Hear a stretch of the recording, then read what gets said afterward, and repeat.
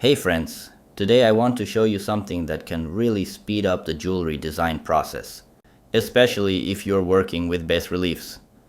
We'll use AI to generate a depth map based on an image of the Catholic Virgin Mary, and then we'll turn it into a pendant using Nomad Sculpt on the iPad. The service I'll use is called Sculptok. It's fast, simple, and gives you 100 free points to try out. Let's see how it works. On the Sculptok website, there are two ways to get started. If you already have an image that you want to turn into a depth map, you can skip straight to the depth map generator. But in my case, I don't have a reference image yet, so I'll use their built-in AI image generator. That's one of the things I love about Sculptok. You can generate both the image and the depth map all in one place. Super convenient. So let's create a base image of the Virgin Mary that will work well for a bas relief pendant. Here's the prompt I'm using. By the way, it was kindly generated by ChatGPT. Also, just a quick note, you'll find my referral link in the video description. If you sign up through that link and try Sculptok, I'll get a small bonus. Huge thanks in advance. And the cool part, you can share your own link later and get rewards too. And here's the result, beautifully detailed, balanced, and perfect for generating a depth map. Once we click on the generated image, it opens in a pop-up window. On the right side, you'll see a few tools. You can tweak the image, download it, or, and this is what we need, jump straight into the depth map generator by clicking the Draw Depth Map button. This opens a new page with some additional settings, but I'll keep it simple. I just hit Draw and wait for the AI to generate a few versions. I picked the one I like most and download it. Later, I repeated the process to try a different variation, just to show you how it works from scratch. This time, from the homepage I click on Depth Map Generator, then hit the little plus icon to upload my own image. Sculptok even lets you choose the type of images like a line art or portrait. I'll go with portrait image here. Then hit Draw, wait a few seconds, and the depth maps appear. Honestly, it's super intuitive. I think you'll get the hang of it right away. Let's move on to the next step, turning this into a 3D pendant in Nomad Sculpt. Once we open Nomad Sculpt, the first thing we'll do is delete the default sphere and add a cylinder to our scene. Since we're making a small pendant, a radius of 12.5 millimeters should work perfectly.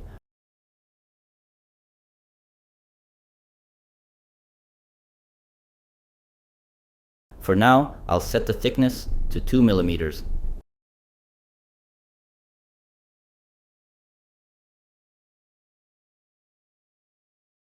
Next, I'll change the matte cap to green. I'm just used to working that way.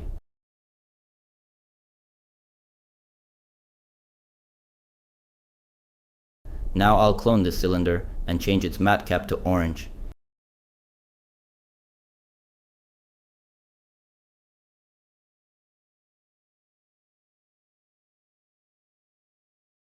In the radius settings, I'll set it to 11.5 millimeters. This will give us a 1 millimeter thick border.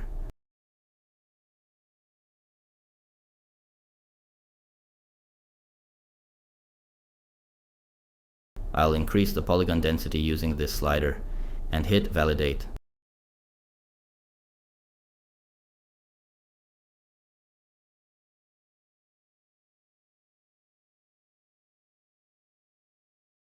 Let's add a helper cube to the scene. I'll set its height to 0.8 millimeters. This will help us measure the pendant's thickness.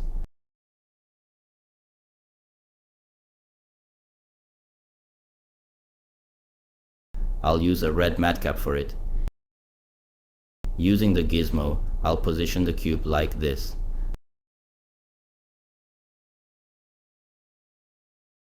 The bottom of the cube lines up with the base of the green cylinder, and the top of the cube matches the base of the orange cylinder.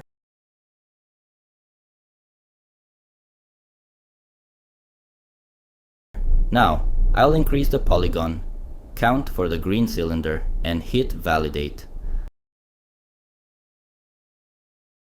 I'll make a copy of the orange cylinder just in case we need it later. Let's change its color to light green and flatten it. Now let's use the Boolean tool to subtract the orange cylinder from the dark green one. This gives us the basic shape of our pendant.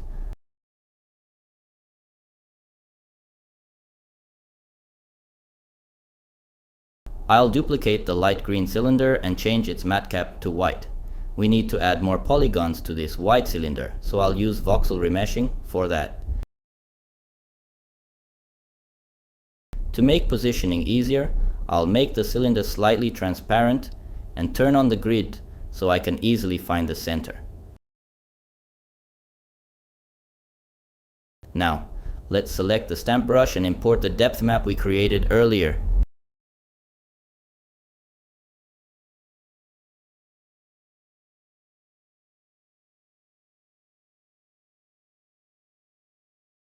You'll need to go into Filter and enable front-facing vertex only. That worked. Now let's try to carefully stretch the depth map onto the cylinder. After a few tries, I think this one looks clean and centered enough.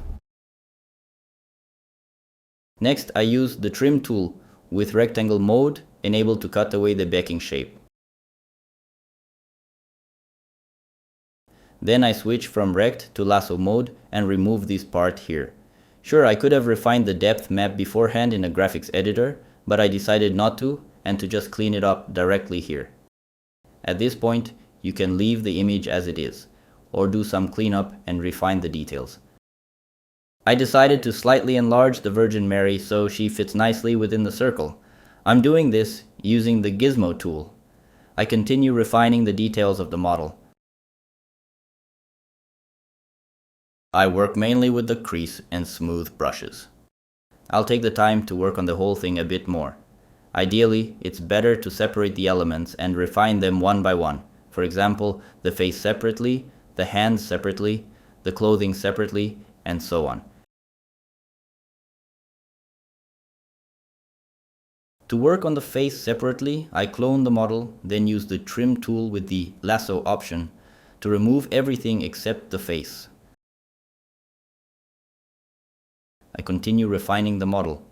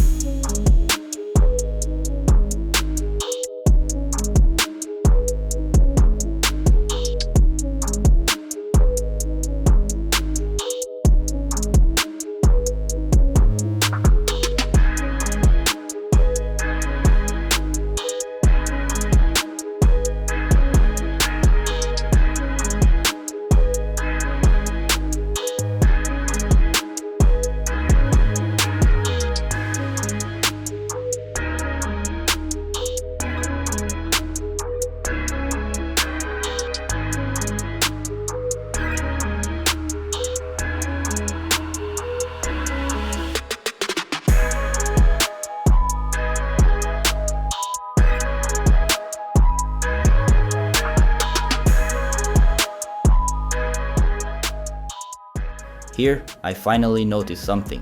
Every time I scroll the wheel to go back or forward through the model's history, the mask tool gets activated. This is probably because the shortcut Ctrl+Z is also triggering the mask, since I have Ctrl set for masking. I need to remap that to avoid turning on the mask every time I use the scroll wheel. If you're interested, check out my previous video about this keyboard setup. Now, in theory, everything should work perfectly. Anyway, let's move on.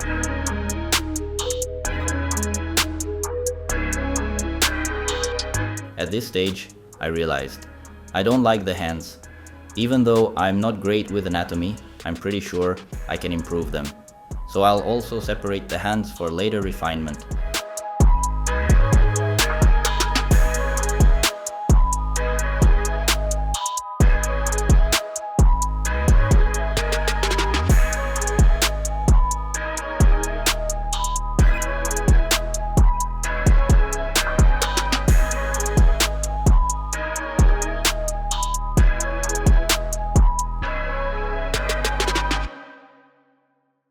I decided to make the halo separately as well.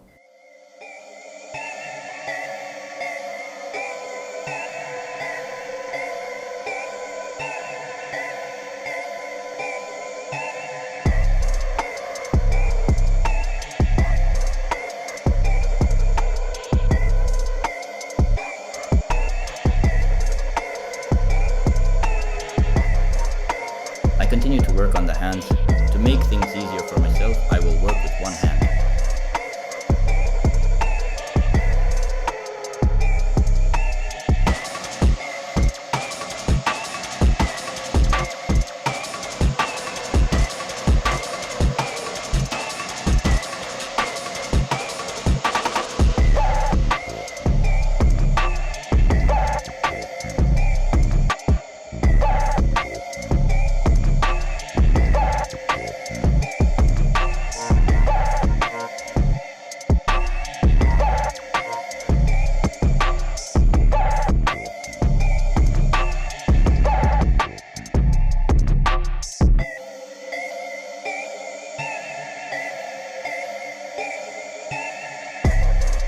Let's work on the face a little more.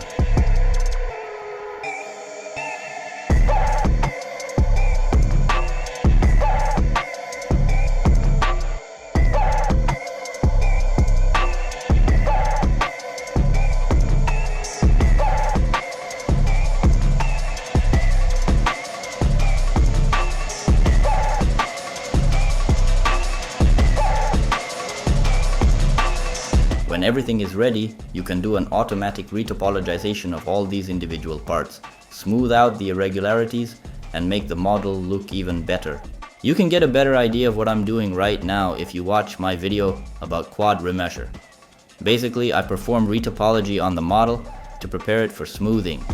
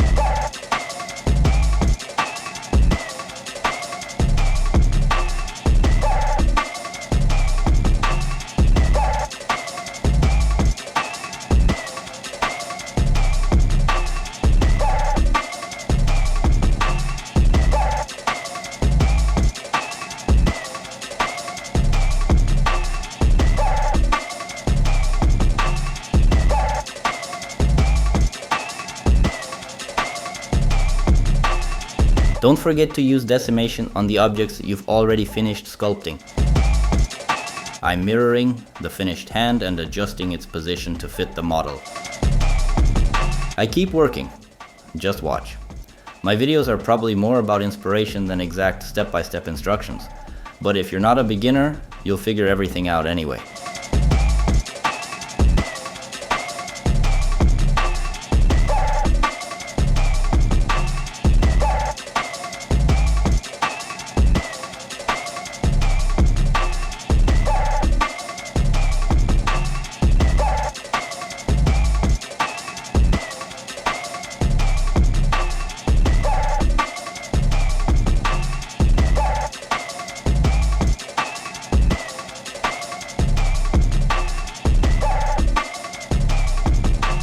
Since this is going to be a pendant, we need to add a loop to the medallion.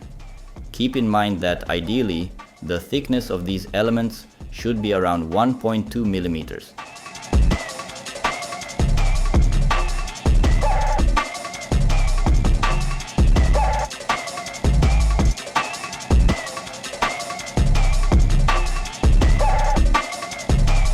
I used a helper cylinder with a diameter of 5 millimeters.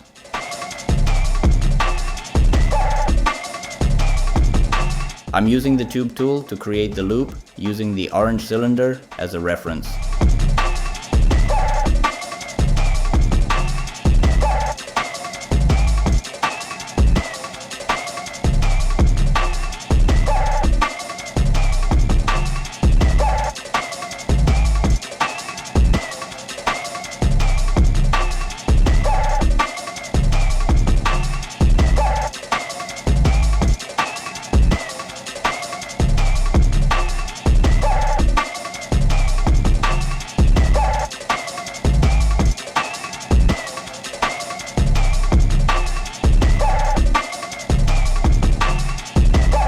Thanks to Sculptok, the base is already there, and it saved me a lot of sculpting time.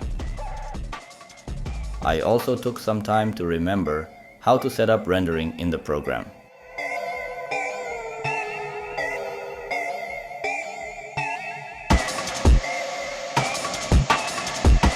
To 3D print this model, I move the loop upward, merge all the elements together using the Boolean tool, and export the file in STL format.